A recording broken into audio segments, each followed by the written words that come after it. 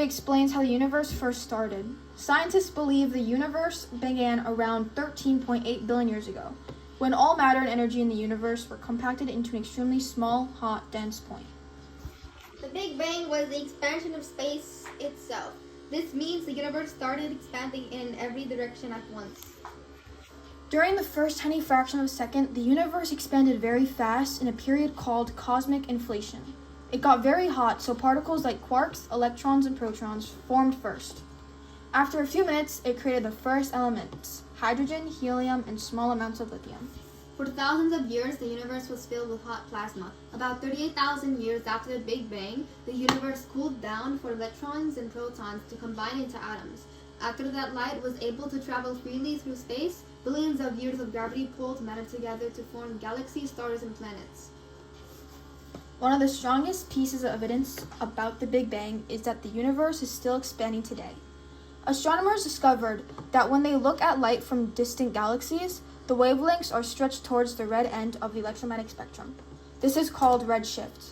Redshift appears because the galaxies are moving away from us as space expands. The faster the galaxy moves away, the more light shifts towards the red wavelengths. In the 1920s, American astronomer Edwin Hubble studied many galaxies and found out that the further away a galaxy is, the faster it moves away from Earth. This became known as Hubble's law. This shows that if the universe is expanding now, then in the past everything must have been closer together, which supports the Big Bang theory. Another piece of evidence about the Big Bang is the amounts of hydrogen and helium found in the universe. During the first few minutes after the Big Bang, the universe was hot enough for nuclear reactions to occur. This process is called the Big Bang nucleosynthesis. During this time, hydrogen nuclei formed first. Some hydrogen fused into helium and small amounts of lithium were created. Scientists predicted that the universe should have about 75% hydrogen, 25% helium, and very small amounts of lithium. When astronomers study stars and distant gas clouds, they find almost exactly these proportions. This matches the predictions made by the Big Bang theory.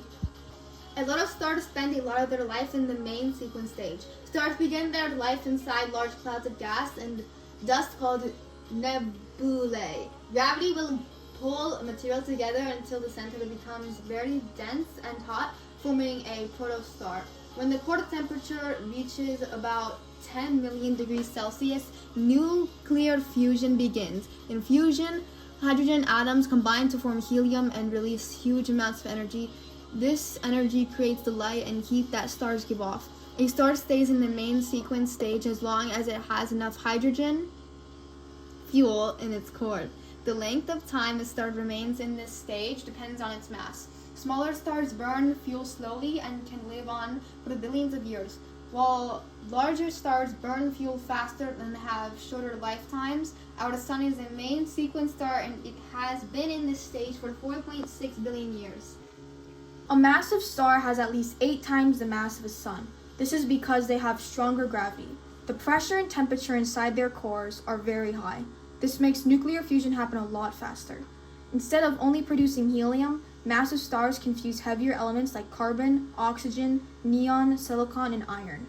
Soon the star builds up an iron core. Iron cannot release energy through fusion, so the core collapses under gravity. This collapse can cause a powerful explosion called supernova. Supernovas release big amounts of energy and spread heavy elements into space. These elements become parts of new stars, planets, and even living things. After the explosion, the remaining core can become a neutron star, which is very dense, or a black hole, where gravity is so powerful that even light can't escape. The electromagnetic spectrum, which includes all forms of electromagnetic radiation, travels through space as waves moving at the speed of light, about 300,000 km per second. Each type of radiation has a different wavelength and energy level. The spectrum has radio waves, microwaves, infrared, visible light, ultraviolet, X-rays, and gamma rays. Gamma rays are the most dangerous type of electromagnetic waves because they have the highest energy and can damage cells and DNA. Astronomers study different wavelengths to learn more about space's objects.